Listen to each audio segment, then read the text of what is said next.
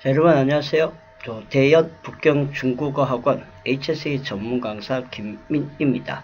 자, 이제 9월도 이제 다 갔고 10월 15일 HSK 시험이 얼마 남지 않았네요. 자, 그래서 오늘부터 이번부터 여러분하고 저하고 10월 15일 시험을 대비하기 위해서 9월 17일 4급 쓰기 제1부분에 나왔던 문제들, 기출문제를 같이 한번 풀어보면서 10월 15일 HSK 4급 쓰기 1부분을 준비해 보도록 하겠습니다. 그래서 이름하여 김민 강사의 알토란 같은, 즉 알토란 같은 버릴 것 없는 실속 HSK입니다. 그래서 오늘은 9월 17일 HSK 4급 쓰기 제1부분 기출문제를 가지고 10월 15일 시험을 대비해 보도록 하겠습니다. 자, 먼저 저희 북경 중국어학원 홈페이지 주소는 다들 아시죠? 위에처럼 BJCHINSE 그 다음에 북경 중국어학원 제 홈페이지 내에 유튜브를 통해서나 아니면 저희 대연점 블로그를 통해서 아니면 페이스북을 통해서 이 영상을 다시 한번 확인해 볼 수가 있겠습니다. 자, 그러면 이제 저와 함께 9월 17일 HS 4급 쓰기 제1부 먼저 첫 번째 86번의 문제를 보면서 좀 한번 이야기를 해 보도록 하겠습니다. 자, 먼저 제시 단어를 하나씩 살펴보죠. 자, 첫 번째 볼까요? 니, 더. 두 번째, 시, 요. 단어가 좀 어렵네요. 전치사 요가 나왔네요. 세 번째, 거소. 그 다음 네 번째, 인치, 더. 그 다음 다섯 번째, 초연. 지난 9월 17일 86번 문제입니다. 좀 문제가 어렵다라는 생각이 들어요. 하지만 여러분들이 기본적으로 중국어 문장 어순만 알고 있거나 아니면 그 문제에서 우리에게 묻고 있는 게 무엇인지만 제대로 간파가 된다면 크게 어렵지 않다고 생각해요. 그래서 저와 함께 문제 푸는 요령을 한번 익혀보도록 하겠습니다. 자, 먼저 가장 중요한 게 중국어 어순입니다. 제가 우선 몸을 3개로 나눠봤습니다. 맨 앞에가 주어 구에 해당하는 머리, 그 다음에 가운데가 심장입니다. 심장에 해당되는 수로 부분 위어, 그 다음에 마지막이 다리에 해당되는 목적어입니다. 자, 이 중에서도 여러분 가장 중요한 게 가운데 심장입니다. 머리에 해당되는 주어 없어도 문장 성립됩니다. 무주어구문이라는 게 있기 때문에. 그 다음에 다리에 해당되는 목적어 없어도 역시 문장이 성립됩니다. 하지만 심장에 해당되는 수로가 없게 되면 그 문장이 성립이 안 돼요. 자, 그러면 여러분들이 기본적으로 문제를 푸는 순서가 있습니다. 우선은 제시 단어 중에서 내가 알고 있는 단어만으로 최소한만으로, 물론 모르는 단어는 어쩔 수 없겠죠. 알고 있는 단어만으로 첫 번째 뭘 찾는다? 그 문장에 수로가 될 수 있는 동사, 물론 형용사가 수로가 될 수도 있겠지만 쓰기 제1부분 10문제 중에서 기본적으로 동사 수로문이 훨씬 더 많이 나오기 때문에 가장 중요한 게 심장에 해당되는 수로 동사를 찾습니다. 자, 그러면 수로 동사를 제대로 찾아낸다면 그 다음에 다리에 해당되는 목적어를 찾으면 되겠습니다. 그래서 수로 플러스 목적어 형태를 만든 후에 자, 그 다음에 더 중요한 게 뭐다? 그렇죠. 머리가 되는 주어를 찾으면 돼요.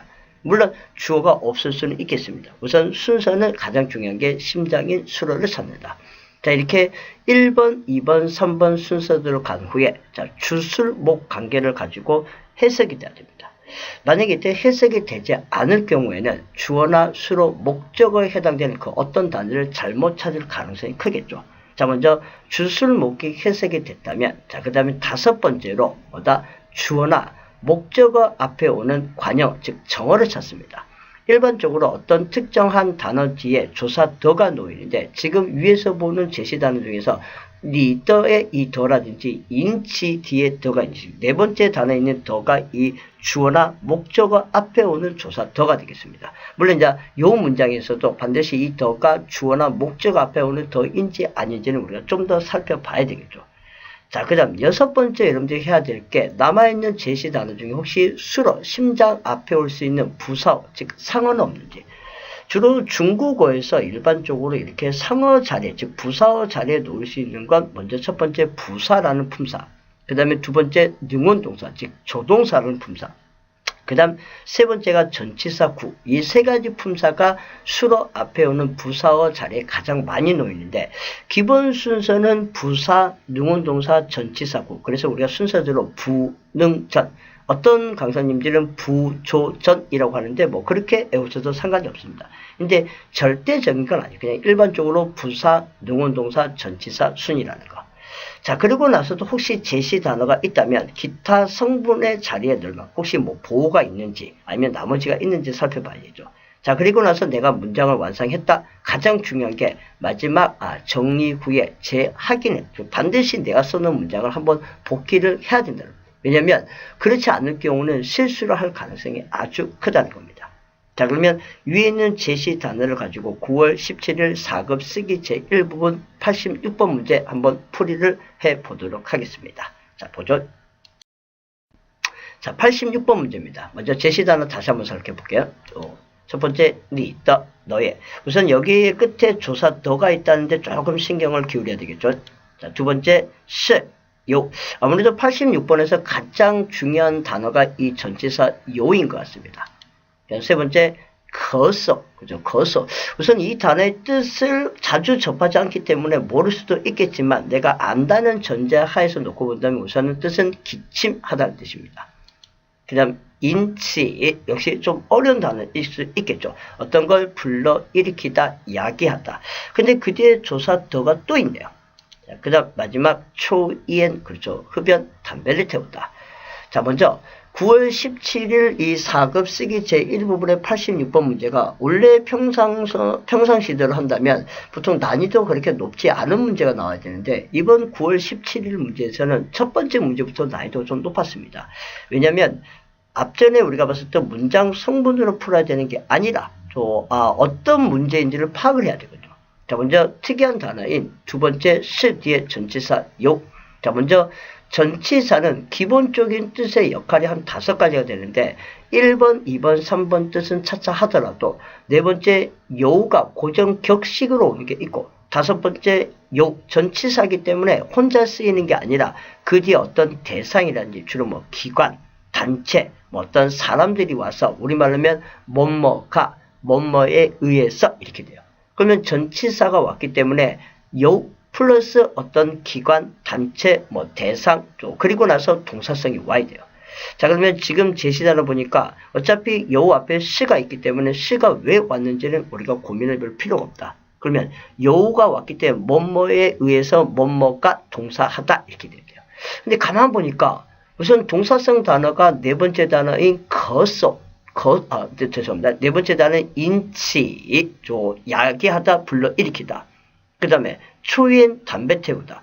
그러면 요하고 연결될 수 있는 단어가 뭐뭐에 의해서. 근데 뭐뭐에 의해서 담배를 태우다 뭔가 어색하잖아.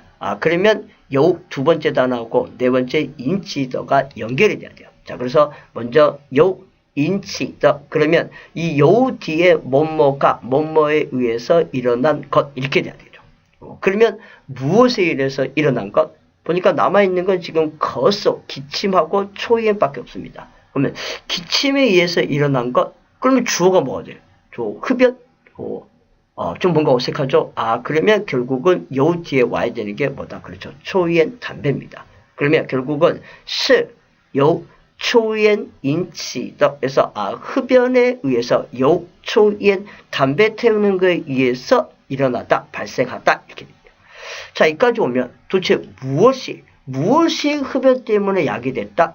그렇죠. 보니까 첫 번째 리더라는 단어가 있죠. 이 더 뒤에 명사가 와야 돼요. 그럼 너의 무엇 이렇게 돼야 돼요. 그러면 이때 명사가 뭡니까? 그렇죠. 거소, 기침밖에 없어요. 그러면 결국은 기침이 뭐다? 그렇죠. 담배 때문에 발생한 것이다. 이렇게. 그러면 어떤 기침? 그렇죠. 너의 기침이겠죠. 그럼 여기까지 보면 리더 거소 요 초이엔 인치더 이렇게. 그러면 지금 보니까 시하고 더는 왜 있냐? 자, 빼볼게요. 그러면 니더 거소 요 초이엔 인치 그러면 너의 기침은 담배에 의해서 요 초이엔 흡연에 의해서 인치 일어났다. 시더를 빼도 해석이 됩니다.